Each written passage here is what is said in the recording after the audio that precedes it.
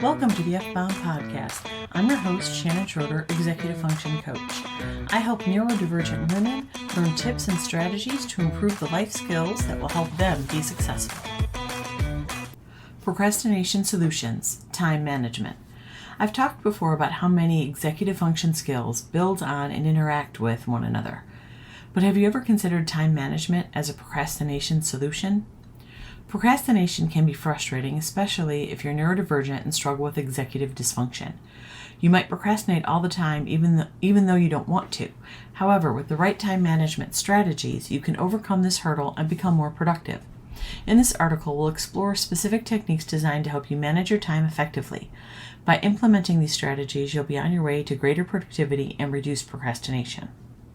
Identify procrastination triggers.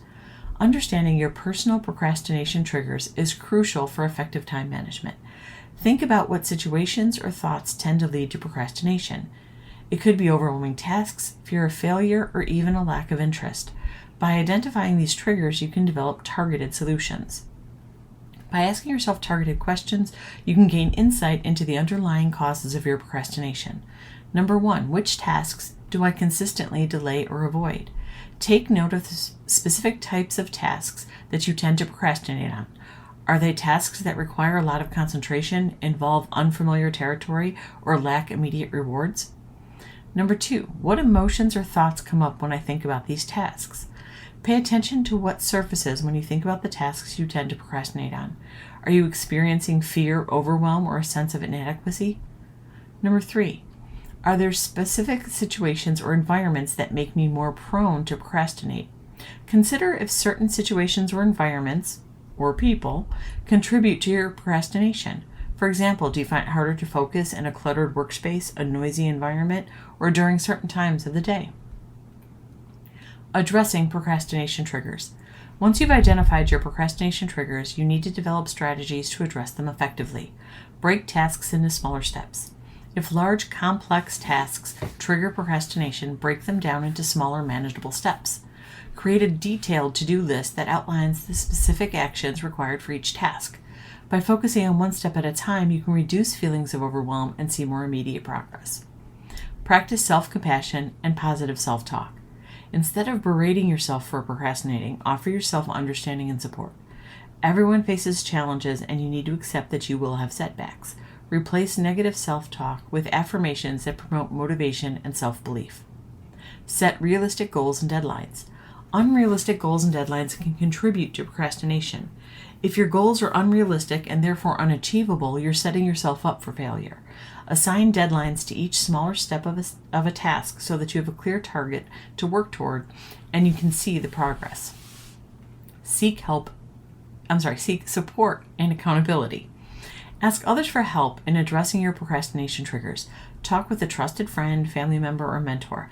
Let them know what you're struggling with and what your goals are. They can provide encouragement and hold you accountable. Practice stress management techniques. Procrastination can often be linked to stress and anxiety. Implementing stress management techniques can help alleviate these triggers. Participate in activities such as deep breathing, meditation, physical exercise, or journaling to reduce stress levels.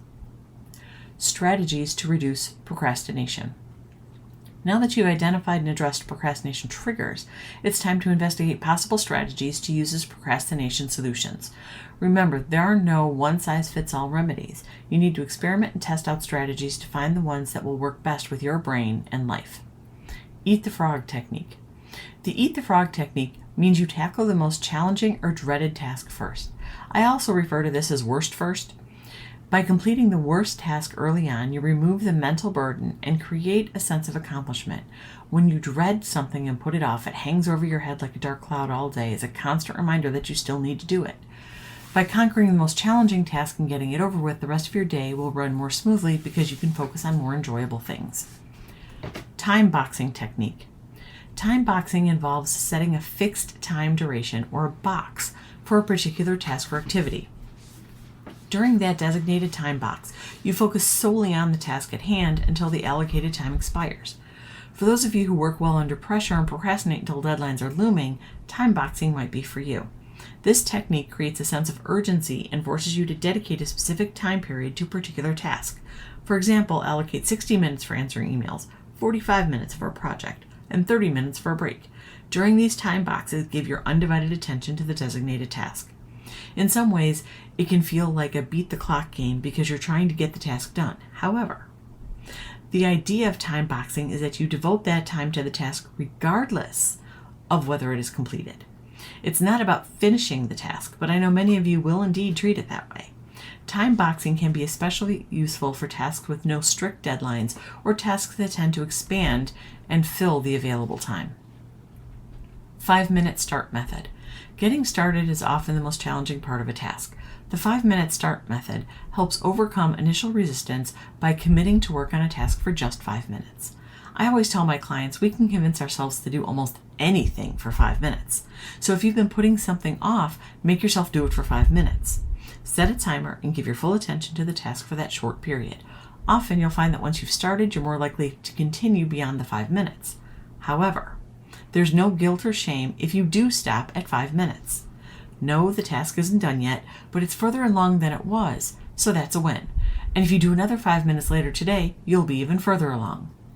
Pomodoro technique. The Pomodoro technique is a time management method that emphasizes focused work intervals followed by short breaks. I've mentioned this technique before because it's become very popular. Start by setting a timer for 25 minutes and dedicate your attention solely to the task at hand. After 25 minutes, take a short 5-minute break to relax or stretch. Repeat this cycle 3 to 4 times and then take a more extended break of 25 to 30 minutes.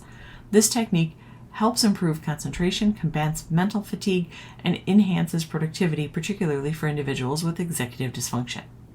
Note, it's okay if you don't do 25 minutes. Feel free to adjust what your Pomodoro is. Maybe you need to work in 15-minute chunks because that's how long you're able to sustain focus. Make it work for you. Visual cues and reminders. Visual cues and reminders can serve as helpful prompts to stay on track with your tasks. For many people, simply having a schedule isn't enough. They need help sticking to it. Visual cues draw your attention and help you stay organized and focused on your priorities. Here are some different ways to incorporate visual cues. Whiteboard or chalkboard. Use a whiteboard or chalkboard in your workspace to jot down important tasks, deadline, or motivational messages. You can easily erase and update the information as needed, keeping it visible and top of mind throughout the day. I know some people have a giant whiteboard on their wall and then a small one on their desk. Plus, it's easy to use different colors for different tasks or priorities. Digital reminders and alerts. Take advantage of digital tools and applications to set reminders and alerts. Use calendar apps, task management apps, or digital sticky note widgets on your computer or mobile device to display reminders and prompts. When I'm working with a client, I often suggest the use of alarms or alerts. It doesn't matter if you have 50 of them set on your phone as long as it works. I suggest that instead of using default sounds, use different sounds for different tasks. Otherwise, it becomes easy to ignore the sound, almost like background noise. Visual timers or countdown clocks. Invest in a visual timer or countdown clock that provides a visual representation of time passing. These devices can be placed on your desk or wall, serving as a constant reminder of the time available for a task or approaching deadline. There are also time cubes that you flip over for each task. Habit trackers. Use habit tracker apps or physical habit tracker templates to visually monitor your progress on a specific task or habit. These trackers provide a visual representation of your daily or weekly achievements, helping you stay motivated and accountable. Plus, they're fun to fill in or color. Doing so might give you the dopamine hit that you crave. Color-coded systems. Create a color-coded system to visually represent different categories or priorities. Assign specific colors to various tasks, projects, or deadlines. This visual distinction allows you to quickly identify and prioritize your activities at a glance. Don't make it overly complex, though. It will become too much work to keep up. Remember, the key is to choose visual cues and reminders that resonate with you. If you don't care about pretty things, color coding will be meaningless. If watching the clock stresses you out, a physical timer is not the way to go. Experiment with different methods to find what works best for you in terms of visibility, effectiveness, and personal appeal. The goal is to create a visual environment that supports your productivity and keeps important information and tasks at the forefront of your mind. Accountability partner. Having an accountability partner can make a significant difference in managing procrastination. Choose someone you trust, such as a friend or family member, who can support and encourage you in your journey. Share your goals and deadlines with them and ask for gentle reminders or progress check-ins. Being accountable to someone to someone else adds an element of responsibility, can keep you motivated and on track. For some people, this works because they don't want to let their partner down. Not meeting a goal or completing a task would disappoint their partner, and as people pleasers, we never want to do that. But make sure you choose someone who will be supportive and not critical. Procrastination can be a significant challenge for neurodivergent people with executive dysfunction, but with the right time management strategies, you can overcome it. It's important to tailor these strategies to your individual needs and preferences. Experiment with different techniques and find what works best for you.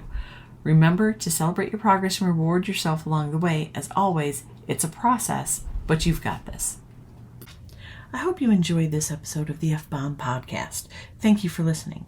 Remember to subscribe below and check out my show notes to learn more about my Facebook group, courses, and membership.